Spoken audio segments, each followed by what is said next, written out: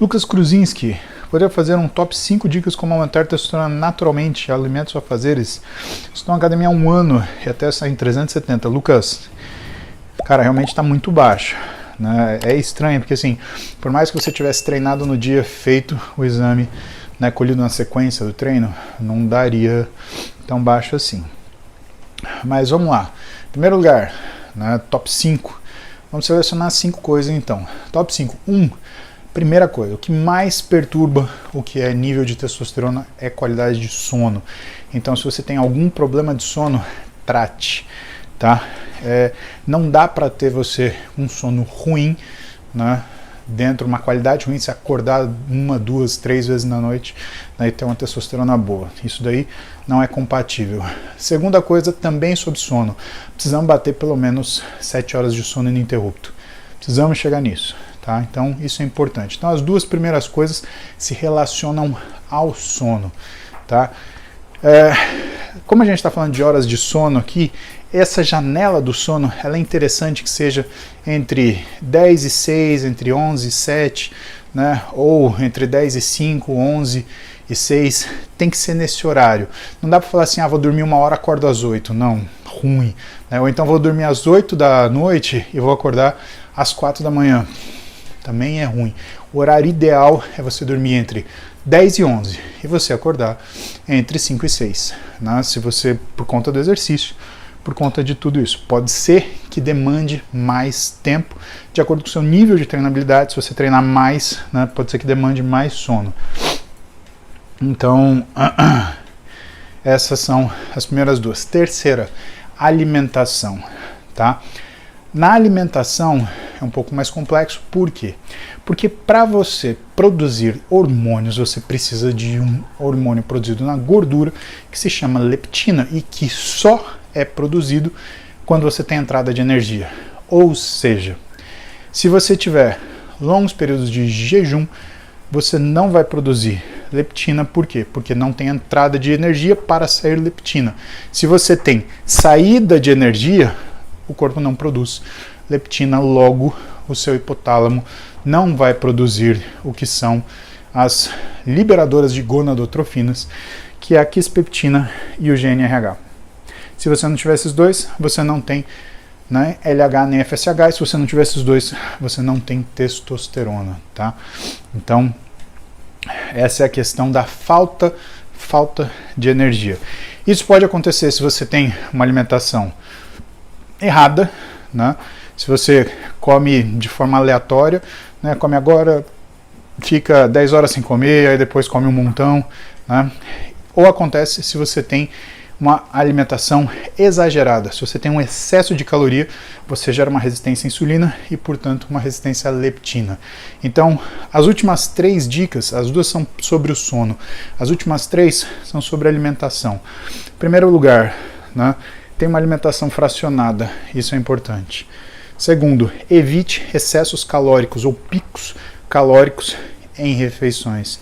Tá? E terceiro,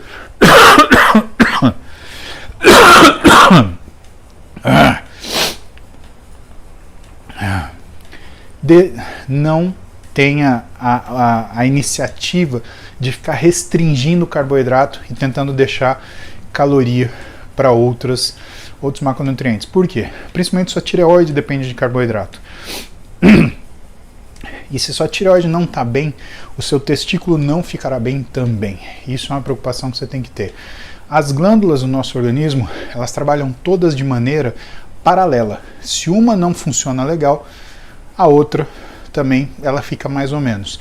Existe um eixo tireoide-gônadas, que ele é muito importante você saber que existe, para que você respeite sono e alimentação e, de fato, você não deixa essas coisas interferirem na sua produção de testosterona. Mas como você é jovem, né? Tem uma testosterona de 370, eu procuraria, né, um endocrinologista, um médico do esporte, um nutrólogo que trabalhe com esporte, para fazer uma revisão geral aí e ver como é que tá.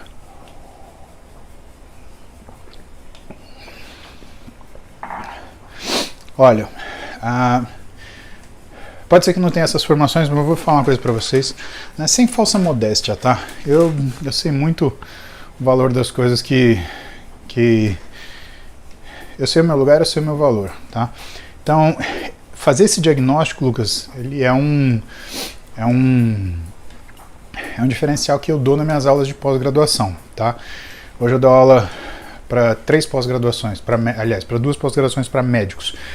A pós da Forte, né, de medicina esportiva, e a pós da BWS, na Forte, quem cuida é o Jean Spray, e quem cuida da pós da BWS é o Glycon Michels, tá? E todo cara que é médico que passou por mim, ele teve isso na aula. Ele teve como fazer esse diagnóstico, como investigar, ver se está relacionado ao exercício, se está relacionado a outras coisas, né? E como é um assunto muito importante, só para você ter uma ideia, a gente tem uma mania muito grande de se automedicar. Isso é um grande problema, porque na farmácia você tem pelo menos 250 medicações que você compra sem receita e que são medicações comuns para automedicação que fazem com que você tenha disfunção da tireoide. E lembra que eu te falei das glândulas? Isso é muito importante. Se você tem disfunção em uma, você vai ter uma diminuição da função em outra. Então, às vezes, a partir de uma medicação que você toma, né, para dor, por exemplo, você tem uma disfunção da tireoide e que você cria uma disfunção nas suas glândulas, nas suas gônadas, e a sua testosterona vai para o beleléu, tá? Então é importante, né, você ter essa noção. Fora as medicações que atingem a produção de testosterona, né, de forma direta, né? Você tem algumas medicações para o estômago que faz isso, que são de uso comum, que normalmente a pessoa toma lá, vai lá e toma sente um mal-estar no estômago, vai lá e toma essa medicação 2, 3 dias, já arrebentou. Alguns analgésicos, eles inibem o que é a produção de testosterona, tá? Principalmente, pessoal, já que a gente está falando nisso, né? Analgésicos baseados em opioide. Então, se você está acostumado a comprar alguns analgésicos aí baseados em opioide sem receita, né? Que contém, por exemplo, codeína, né? Que você consegue comprar com mais facilidade, né? O que acaba acontecendo, tá? Acaba que você inibe a tua produção de testosterona. Os opioides são inibidores hipotalâmicos da produção de GNRH e quispeptina.